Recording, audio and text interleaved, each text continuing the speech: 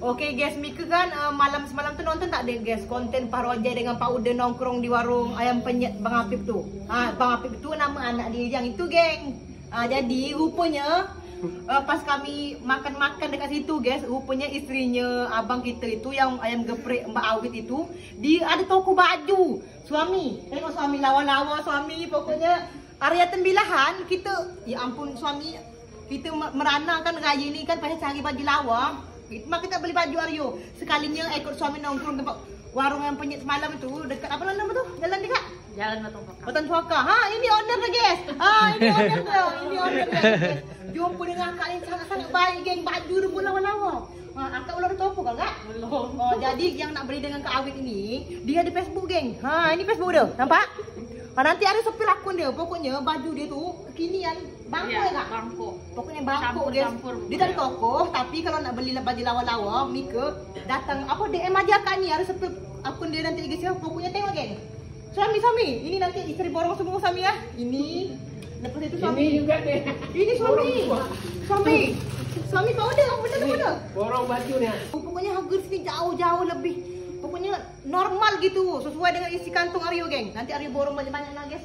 Baru tahu guys, kalau tahu gini yang nak kita suruh borong sini. Ini yang akak ni bukaannya nih guys, Aryo sepil. Geram betul guys, raya ni kau tak beli 10 memang terlajak suami. Memang terlajak suami pokoknya. Duit suami pun habis nih kering. Suami sekali-sekali suami ya. Pokoknya akak kita area tembilahan, area mana aja DM aja Kak Awit ni guys ya. Facebook dia, Mika nak makan ayam penyet pun ada suami dia. Ini kalau owner yang baju lawa ni Kak Awit dia geng. Akak jadi lawa apalagi jual baju dia geng. Baju dia lawa orang. Tapi tenang teman-teman, harga di sini tak menguras dompet, aman. Suami, laju kan kita cakap. Kenapa kalau Aryo laju gitu tandanya Aryo antusias, betul-betul lawa baju dia belum berlubur.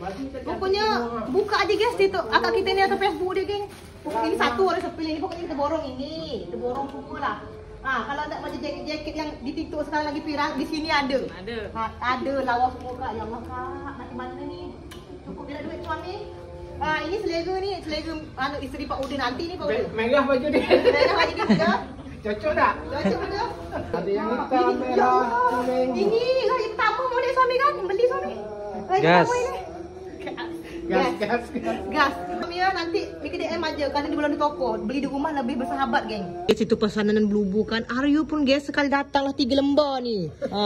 Rencana nak hemat kan tapi kerana lawa sangat kita pesan akhirnya. Ini Mbak Wit dia. Owner dia menyala penjaga jualan dia geng.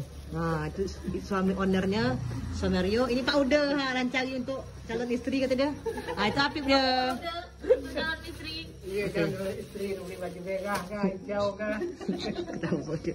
Tempat tongkorongan Pak Rojai. Tu nasi uduk Mbak Awit. Ada sekalian kita belanja benda ini